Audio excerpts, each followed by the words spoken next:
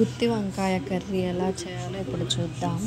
ముందుగా వంకాయలన్నిటిని శుభ్రంగా కడిగి పక్కన పెట్టుకోవాలి.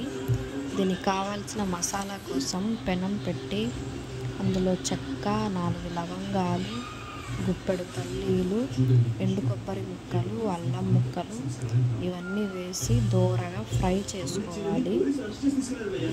అంటే పచ్చి వాసన పోయేంత వరకు ఫ్రై చేసేసుకొని పేస్ట్ లాగా తయారు చేసుకోవాలి. కర్రీకి ఇదే మసాలా. ఇది ఫ్రై అవడానికి ఒక 2 మినిట్స్ అయితే పడుతుంది. పక్కన పెట్టేశాను. వంకాయలు 4 కాట్లు పెట్టేసుకొని అన్నీ ఇలా కట్ చేసుకొని పెనంలో ఆయిల్ పెట్టి వంకాయలన్నిటిని ముందుగా ఫ్రై చేసుకుంటున్నాను నేనైతే. చాలామంది ఫ్రై అయితే చేయరు, అలాగే చేస్తుంటారు. ఫ్రై చేస్తే కొంచెం ఫాస్ట్గా అయిపోతుంది వంకాయ కర్రీ. కర్రీ చేయాలంటే చాలా టైం పడుతుంది. ఒక బాండీ పెట్టేసి ఆయిల్ పెట్టి కొంచెం పోపు దినుసులు, ఆనియన్స్, టొమాటో ముక్కలు, కరివేపాకు ఇవన్నీ కట్ చేసి పెట్టుకున్నాను. ఆనియన్స్, కరివేపాకు వేసి ఎర్రగా వేగిన తర్వాత అందులో కట్ చేసుకున్న టమాటా ముక్కలను కూడా యాడ్ చేసేస్తున్నాను. టమాటాలు మెత్తగా అయిపోయాయి. టమాటాలు బాగా మగ్గిపోవడానికి ఒక 2 మినిట్స్ పడుతుంది. ఈలోపు మన వంకాయలు కూడా బాగా ఫ్రై అయిపోయాయి. చూడండి ఎంత బాగా రెడ్ కలర్లో వచ్చాయి. ఇప్పుడు ఒక మిక్సీ గిన్నె తీసుకొని మనం వేయించుకున్న పల్లీలు, అల్లం ముక్కలు, వెల్లుల్లి ముక్కలు ఇవన్నీ వేసుకొని పేస్ట్ లాగా తయారు చేసుకోవాలి.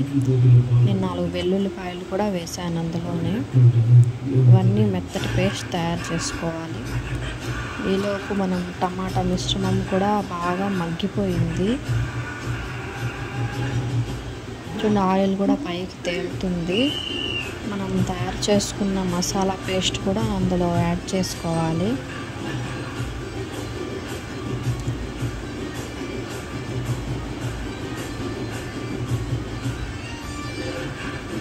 మసాలా వేసిన తర్వాత ఒకసారి కలిపేసి దీనికి కావాల్సిన పొడులు వేయాలి. ఇప్పుడు కొంచెం అంత పసుపు, 1 టీ స్పూన్ కారం పొడి, 2 టీ స్పూన్ల ధనియాల పొడి వేసాను నేనైతే.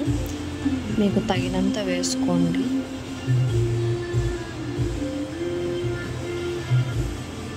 అదే కల్లుప్పు కూడా వేసాను నేను.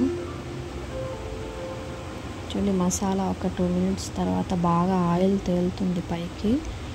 ఈ టైంలో వంకాయలను కూడా అందులో వేసేసి మసాలా వంకాయలకి అన్నిటికీ పట్టేలాగా ఒకసారి కలిపేసుకోండి.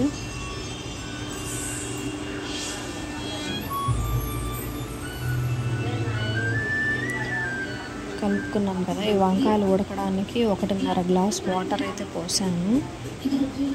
వంకాయ ఉడకడానికి కొంచెం టైం పడుతుంది కాబట్టి. వంకాయ ఉడుకుతుంది. ఇంకా గట్టిగానే ఉన్నాయి వంకాయలు. వంకాయ కర్రీ చేయాలంటే చాలా టైం పడుతుంది. చింతపండు రసం పోస్తున్నాను. ముందుగా వేస్తే కర్రీ ఉడకదు కాబట్టి తర్వాత వేసాను నేను చింతపండు రసం. చూడండి కొద్దిసేపు తర్వాత వంకాయలు బాగా ఉడికిపోయాయి.